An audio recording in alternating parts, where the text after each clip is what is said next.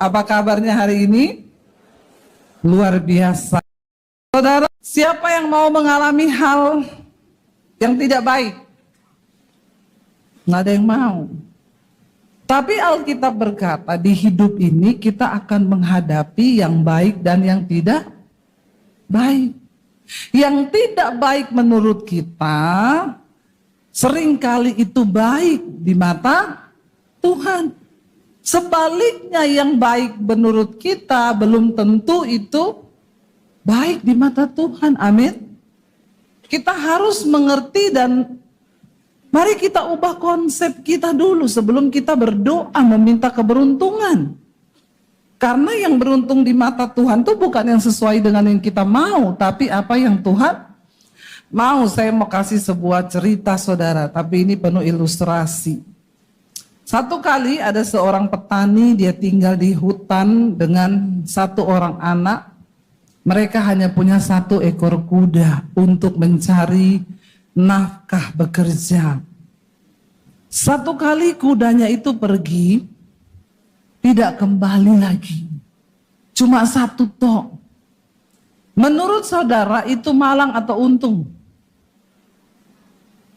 Jawab, malang atau untung? Yang kenceng jawabnya. Malang.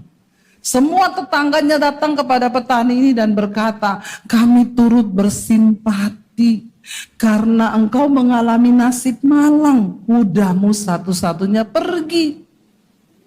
Petaninya jawab begini, tidak perlu mengucapkan begitu. Bisa jadi memang ini kemalangan, tapi bisa jadi ini keberuntungan.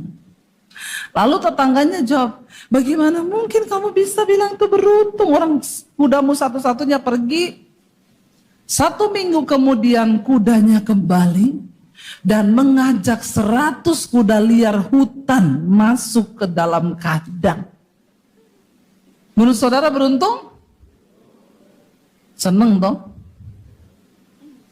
Lalu tetangga-tetangganya melihat, ya ampun, untung banget ya. Kalau tetangganya niru, kudanya suruh pergi, kira-kira terjadi begitu enggak? Artinya berkat itu tidak bisa ditiru. Kalau Tuhan sudah menetapkan. Ketika terjadi begitu, datang semua tetangganya berkata, ya ampun, kami turut berbahagia ya, karena ternyata kudamu pergi membawa berkat. Dia kembali bawa 100 ekor. Petaninya jawab, ini bisa jadi keberuntungan, tapi bisa juga menjadi kemalangan. Lo kemalangan dari mana? Satu saat anaknya melatih kuda-kuda liar itu, saudara. Singkat cerita, kuda itu meronta dan anaknya jatuh dari kuda, lalu kakinya patah. Malang atau untung? Malang toh? Lalu semua tetangga datang. Kami turut bersimpati ya, betapa malang nasibmu, ternyata kuda-kuda itu datang cuma bawa sial, anakmu patah kaki. Petaninya jawab lagi, jangan terburu-buru, bisa jadi ini keberuntungan, bisa juga menjadi kemalangan. Lalu tiba-tiba terjadi perang di negara itu sehingga semua anak muda harus berangkat wajib militer. Tapi semua ibu-ibu nangis, aduh takut anaknya mati. Anaknya petani tidak berangkat karena lagi malang atau untung? Saudara mumet enggak? Tapi dari cerita ini kita bisa menyimpulkan, jangan terlalu cepat bilang itu kemalangan, dan jangan terlalu cepat bilang itu keuntungan. Sebab di mata Tuhan, kutuk bisa dirubah menjadi berkat. Bahkan berkat bisa menjadi sesuatu yang mendatangkan celaka di mata kita kalau kita melihat dengan cara pandang kita. Rasul Paulus berkata begini, saudara. Buka bersama Filipi pasal yang ketiga ayat yang ke-7, saudara. Ya, kalau kita lihat di sana Rasul Paulus sedang memberitahukan kepada jemaat agar mereka memiliki cara pandang yang berbeda. Tetapi dia bilang apa? Apa yang dahulu merupakan keuntungan bagiku, sekarang ku anggap rugi karena Kristus. Sebelum Rasul Paulus mengenal Kristus, ada banyak hal-hal yang merupakan keuntungan yang dianggapnya itu untung. Tapi setelah dia mengenal Kristus, dia menerima kebenaran, ternyata tidak semua yang selama ini dianggapnya keuntungan itu benar-benar keuntungan. Makanya dia bilang, tetapi apa yang dahulu merupakan keuntungan bagiku, sekarang aku anggap rugi. Sebelum saudara berdoa meminta keuntungan, pastikan dulu kita punya konsep yang benar tentang yang namanya keuntungan dan kerugian. Saudara, ada seorang ibu yang datang kepada saya berkata, Bu, suami saya dulu miskin, kami miskin, hidup pas-pasan, tapi kami setiap malam berdoa. Berdoa satu keluarga, suami saya menyampaikan firman, kami sangat diberkati secara rohani, damai sejahtera. Tiba-tiba suami saya dapat pekerjaan, dan itu mengharuskan dia berpisah dari keluarga, dia harus kerja di Jakarta. Jadi suami saya berangkat sebulan sekali pergi ke Jakarta. Kami mulai hidupnya meningkat, bisa beli mobil, bisa beli rumah besar. Menurut saudara itu beruntung? Ya, semua orang bilang, wih, berubah sekarang nasibnya ya, mobilnya baru, rumahnya baru. Tapi istrinya merasa kok suamiku beda ya, setiap kali diajak doa ndak mau, diajak, saya kalau ajak dia nonton khotbah ibu ndak mau dia, Bu. Lalu istrinya tanya sama suaminya, Pah, aku lihat kamu sekarang kok berubah. Marah suaminya, saudara. Biasanya suami yang ditanya begitu terus marah, biasanya memang betul. Ya, jadi bapak-bapak kalau tanya istrinya, nggak usah marah. Kalau memang kau tidak melakukan, biasa aja, careless. Amin. Kalau marah itu berarti something itu. Lalu saudara akhirnya ditanya marah, kamu itu berarti kamu tuduh saya ini. Ya udah, istrinya nggak mau rame. Istrinya berdoa, Tuhan, kalau memang suamiku ini ada sesuatu, tunjukkanlah Tuhan dengan caramu. Bapak-bapak hati-hati, Alkitab berkata, Tuhan itu dekat dengan orang yang teraniaya. Dan doa orang yang teraniaya pasti didengar Tuhan. Jangan sering-sering kau aniaya istrimu. Nanti kalau dia berdoa didengar Tuhan. Tiba-tiba satu saat suaminya mau pulang dari Jakarta, dia fotolah di hotel pakai kacamata hitam dikirim. Ya Pak, Mah, Papa bentar lagi pulang, nanti kita ketemu. I love you, I need you, I want you, I miss you. Dikirim. Istrinya lihat suaminya, ganteng ya, digedein saudara. Di kacamata hitamnya ada perempuan duduk di depannya pakai rok mini. Terpantau dari kacamata. Tuhan selalu punya. Makanya ada lagunya. Kau selalu punya cara untuk membukanya. Istrinya tanya, itu siapa? Suaminya kaget, dia lihat, bener. Lalu dia bilang sama istrinya, makanya tadi malam saya rasa ada roh jahat masuk di kamar sini. Ada roh halus. Ya, memang benar ada setan. Lalu istrinya bilang, ya udah aku ndak mau berantem lewat telepon ya, cepet pulang kita selesaikan. Jadi tuh kalau suaminya kayaknya pilot pesawatnya mau landing terbang lagi. Karena sudah ditunggu di bawah untuk menyelesaikan. Istrinya bilang gini, "Pak, mending kamu ngaku, aku nih istrimu, ingat Tuhan." Akhirnya nangis dan ngaku, "Oh, betul, awalnya aku ke Jakarta diajak temen ke night club, lihat penari-penari perempuan. Lama-lama penarinya dibawa pulang ke hotel. Setiap bulan kalau ke Jakarta begitu. Tapi karena istrinya pendoa, Tuhan bukakan. Akhirnya saudara, istrinya berdoa, Tuhan, kalau pekerjaan itu bukan berkat dari Tuhan, justru jebakan iblis yang terlihat seperti keuntungan bagi keluarga kami. Tuhan, tolong ambil pekerjaan itu." Setelah istrinya berdoa begitu, tidak lama suaminya diputus kontrak.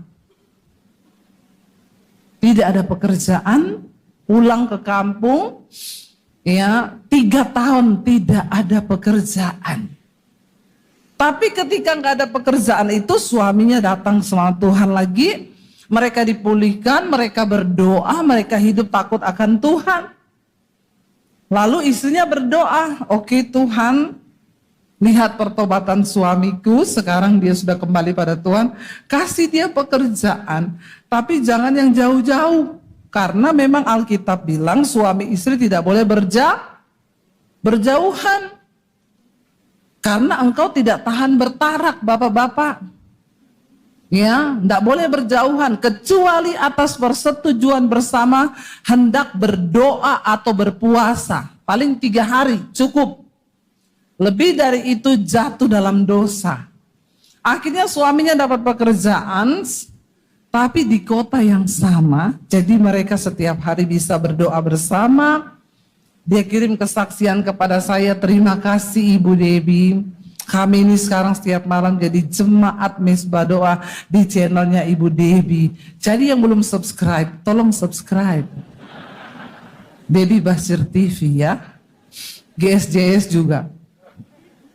Saudara, kita lihat apa yang menjadi keuntungan ternyata membawa jauh dari Tuhan. Apa yang menjadi keuntungan bagi kita?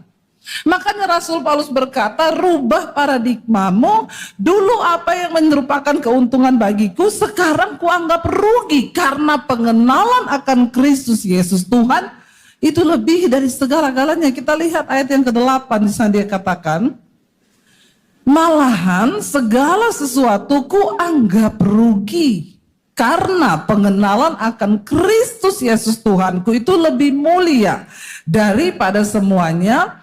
Oleh karena dialah aku telah melepaskan semuanya itu dan menganggapnya sampah supaya aku memperoleh Kristus."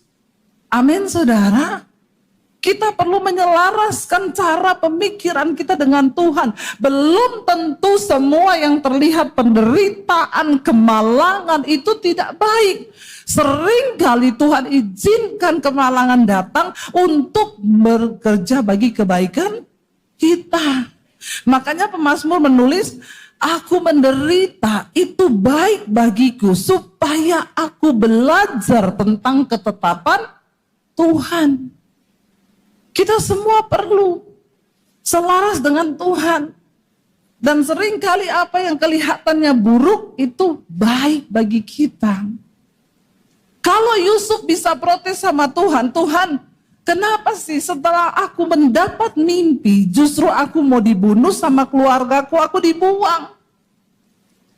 Tapi dia taat, karena yang pertama Yusuf tahu bahwa rencana Tuhan bagi hidupnya itu yang terbaik. Amin. Jadi Yusuf tidak protes. Masalahnya saudara, Tuhan itu memang tidak kasih bocoran. Coba kalau Tuhan bilang begini, "Yusuf tenang ya, kamu tak kasih mimpi ya. Nanti setelah kamu mimpi, kamu ceritakan ke keluargamu. Pasti kalau habis kamu ceritakan, kamu akan dibuang. Mau dibunuh, tapi tenang Yusuf, kalau kamu dibuang, kamu nanti diambil sama Om Potifar. Nanti kamu akan tinggal di rumahnya Om Potifar. Nanti di situ kamu enak, ya. Tapi nanti ya Yusuf, kalau kamu sudah enak di rumah Om Potifar, nanti Tante Potifar akan jatuh cinta sama kamu. Tapi kamu jangan mau ya. Ya jangan mau loh ya. Nanti setelah itu kamu akan difitnah. Dan kamu akan dipenjarakan sama Om Potifar. Tapi tenang aja Yusuf. Nanti kalau kamu dipenjarakan, justru nanti di penjara kamu ketemu sama pencampur minuman raja. Nah inilah rencanaku Yusuf. Ketika kamu ketemu sama pencampur minuman raja, dia yang akan mempromosikan kamu ke Fir'aun. Tenang Cub, tenang Cub. Masalahnya Tuhan kan gak begitu toh. Waktu kita mengalami pencobaan, tekanan, rasanya tidak ada bocoran. Makanya ketika saudara datang kepada pendeta, seringkali kita hanya berkata, sabar Bu, tetap percaya kepada Tuhan, jalani setiap proses hidupmu, karena yang pasti rencana Tuhan itu yang terbaik bagi kita. Katakan, amin. Percaya saja saudara. Ya, bayangkan kalau saya menyerah di tengah jalan di dalam proses hidup saya. Ketika saya menerima Tuhan Yesus, saya mau dibunuh, saya diusir, saya dibuang dari keluarga saya. Coba kalau hari itu saya bilang, di mana tuh Tuhan? Ya, di mana? Tinggalin aja Tuhanmu. Kenapa ikut Yesus? Kamu jadi pembantu, malah cuci baju. Tapi saya mencoba meneguhkan hati. Saya percaya yang malang itu belum tentu malang. Yang buruk itu belum tentu buruk. Karena aku tahu dan percaya bahwa Tuhan turut bekerja dalam segala perkara untuk mendatangkan kebaikan bagi hidup kita yang sungguh-sungguh mengasihi Dia. Katakan, amin saudara. Tetaplah bertahan. Lihat dengan cara pandangnya Tuhan. Kita buka bersama Roma 8 ayat yang ke-28. Ini lagu yang kita nyanyikan tadi ya. Roma 8 ayat yang ke-28 saudara. Di sana dikatakan begini. Kalau kita baca, yuk. Kita tahu sekarang bahwa apa? Allah turut bekerja dalam segala sesuatu untuk mendatangkan kebaikan bagi mereka yang mengasihi Dia, bagi mereka yang terpanggil sesuai dengan rencana Allah. Kita tahu kapan dikatakan? Sekarang. Sekarang saya mau beritahu kepada saudara. Sekarang waktunya saudara harus tahu. Jangan pura-pura tidak tahu lagi. Sehingga ketika terjadi masalah, kenapa begini, kenapa Tuhan, kenapa, berhentilah bertanya. Punya pengetahuan tentang cara kerja Tuhan. Sekarang kita tahu bahwa Tuhan itu turut bekerja. Dikatakan di sana dalam segala sesuatu. Kalau dalam segala sesuatu itu hanya yang baik? Tidak. Tetapi dalam hal yang tidak baik. Bahkan ketika engkau hari ini mungkin sedang jatuh, nasibmu menjadi suram karena kesalahanmu hidup dalam dosa. Tidak ada perkara yang mustahil. Saat engkau berbalik, Tuhan sanggup memulihkan keadaanmu. Katakan, kuncinya adalah kembali kepada Tuhan saudara. Hormati Tuhan sungguh-sungguh. Jalani hidup kita di dalam prosesnya Tuhan. Satu saat anak saya tanya begini sama saya, Mam, kita kalau mau menikah, cari yang orang kaya, atau dapat orang miskin tidak apa-apa. Kira-kira kalau saudara jadi saya, saudara mau jawab apa? Ibu-ibu, kau suruh anakmu nikah sama orang kaya atau orang miskin? Tolong jawab. Sama siapa? Ya, ibu-ibu tolong jawab. Saudara suruh anakmu menikah sama orang kaya atau orang miskin? Ini ibu-ibu di sini ada suaranya enggak ya? Ibu kalau anaknya mau menikah, ibu mau nikahnya sama yang kaya atau miskin, Bu? Hah? Enggak usah pura-pura. Kita secara manusia pasti pengen anak kita menikah sama siapa? Ya, kalau kaya itu setidaknya ya sudah satu masalah terselesaikan lah ya. Setidaknya kalaupun nggak bahagia dia menangis di atas Mercy toh. Bukan menangis di atas angkot. Itu kata anak-anak muda zaman now, ya. Ditanya anak saya, Mam, berarti boleh dong kita nikah sama laki-laki miskin yang gak punya uang? Saya mau ngomong jangan, uang dulu kita menikah miskin. Nggak usah ketawa biasanya. Iya toh? Tapi kalau saya bilang iya, nanti benar-benar dia cari yang nggak ada kerjaan terus makan apa gitu ya. Nanti menantu saya jadi tanggungan saya lagi, nggak mau saya. Jadi saya butuh hikmat Tuhan untuk menjawab. Saya bilang gini, Dek, dulu mami menikah sama papimu itu, papimu miskin naik motor. Ya, nggak punya uang. Yang senang mami, yang lain ada. Oh banyak yang kayak senang sama mami. Masalah buat lo. Ya, lah kenapa mami nggak pilih yang kaya? Mami tuh milih papimu kenapa? Karena ada sesuatu yang berharga di hidupnya. Apa itu, Mam? Papimu itu menghormati Tuhan. Dia takut akan Tuhan. Dan mami tahu firman Tuhan.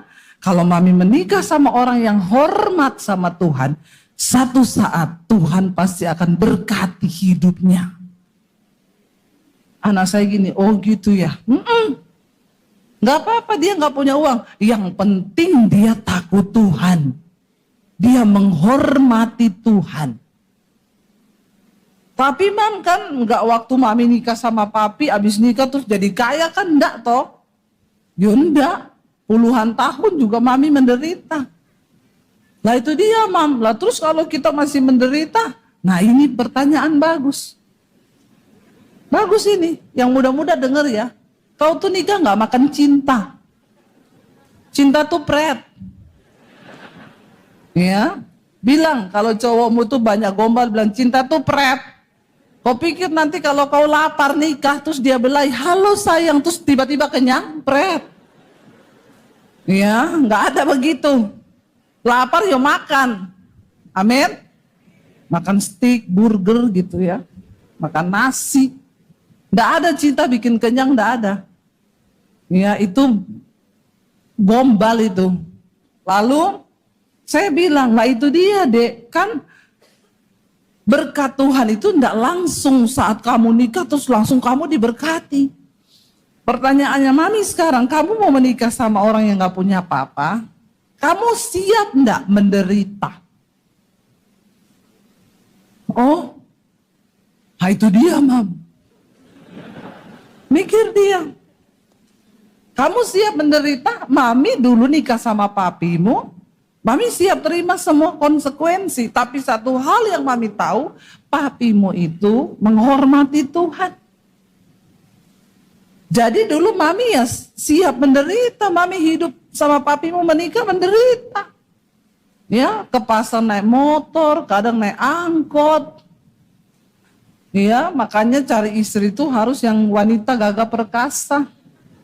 Bisa angkat galon, ganti gas, kesetrum enggak mati. Itu saya banget. Ya, cari yang begitu. Kamu harus jadi perempuan yang begitu. Ya, lupakanlah pedicure, manicure, lupakan itu salon, kerimbat, enggak ada perawatan, no. Aduh, aku bisa enggak ya? Biar mikir saudara. Ya, tapi saya bilang sama anak saya, kamu lihat sekarang mami sama papi. Bagaimana Tuhan memberkati hidup kita. Yang malang itu belum tentu buruk. Dulu kalau saya menikah mungkin memilih orang kaya. Ya saya tidak seperti hari ini. Ya, berantakan rumah tangganya, mungkin suami saya selingkuh tapi kaya, dikasih duit terus. Buat apa? Saudara, mengikuti Tuhan, seringkali kita harus menjalani yang tidak enak. Tapi yang tidak enak itu belum tentu tidak baik. Amin. Makanya ketika menghadapi masalah, tekanan, persoalan, jangan cepat-cepat minta keluar dari masalah itu. Alkitab berkata, berbahagialah orang yang bertahan di dalam pencobaan. Sebab apabila ia sudah tahan uji, dia akan menerima mahkota kehidupan yang dijanjikan Allah kepada barang siapa yang mengasihi dia. Katakan, amin. Yes. Kalau engkau menghadapi masalah, jangan pengen buru-buru cepat keluar, apalagi melarikan diri dari masalah itu. Bertahan. Bilang, Tuhan beri aku kekuatan untuk bertahan. Bertahan di dalam kebenaran sekalipun aku berat yang aku hadapi. Saya ini ikut Tuhan menderita terus loh saudara. Tapi tidak ada sedikit pun saya mencurigai bahwa Tuhan itu jahat atau rencananya salah dalam hidup saya. Saya bertekad dan saya terus bergumul untuk menguatkan iman dan rasa percaya saya pada Tuhan. Tuhan tidak pernah salah. Rencananya di hidupku itu yang terbaik.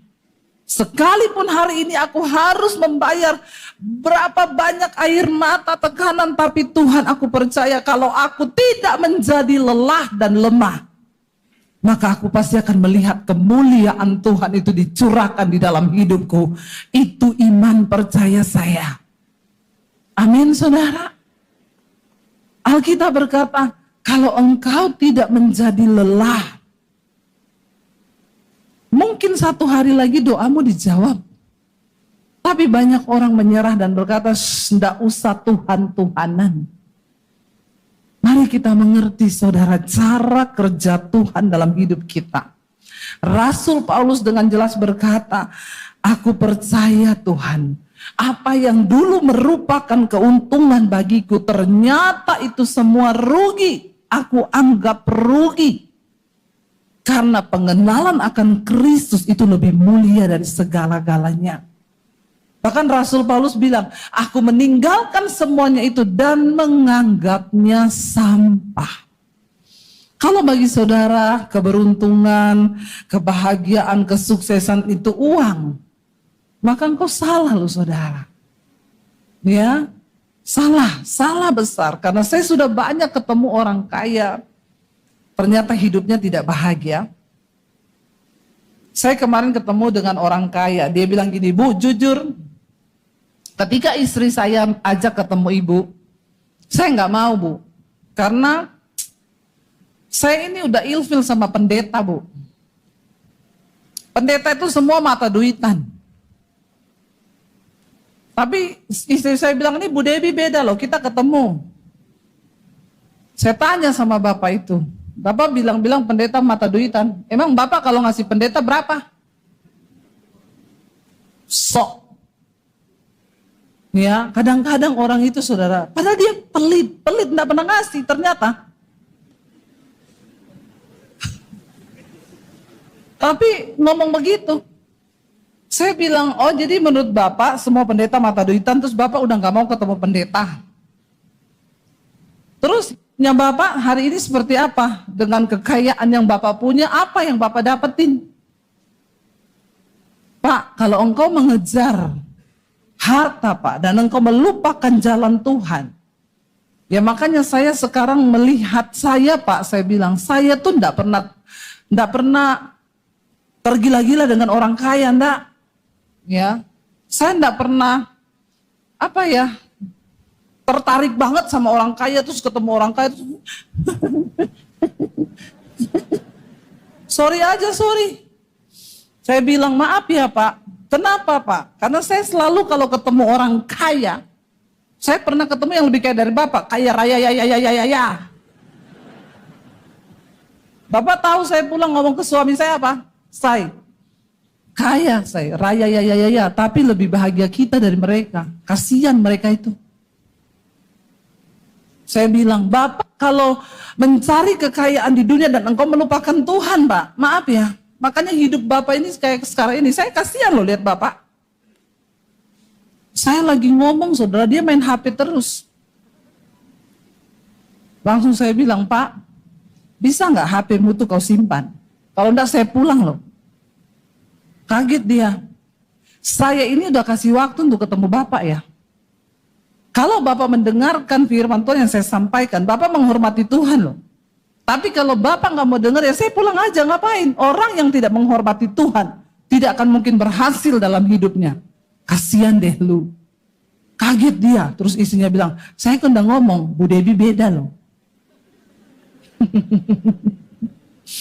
Saudara, banyak orang kaya tertipu dengan kekayaan. Dia pikir kekayaan bisa membawa kebahagiaan.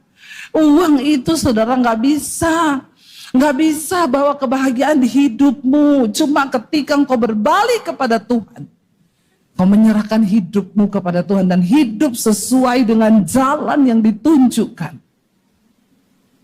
maka tidak ada perkara yang mustahil. Semalang apapun hidupmu hari ini, semalang apapun nasibmu hari ini, kata orang, percayalah Tuhan sanggup mengubahnya menjadi jalan-jalan berkat kalau kita mau bertobat.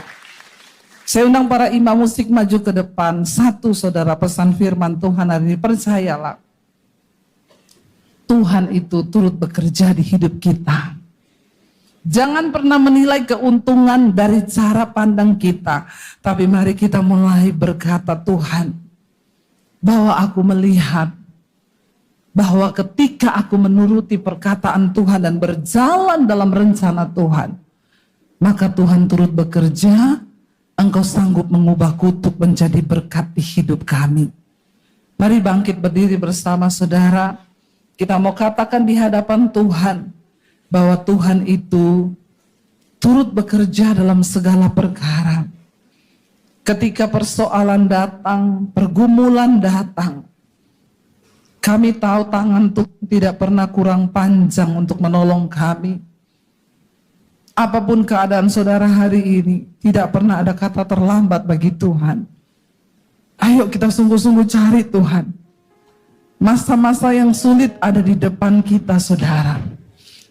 Tapi ketika engkau sungguh-sungguh menghormati Tuhan, ketika engkau sungguh-sungguh hidup menurut jalan Tuhan, Dia yang beri kita kekuatan.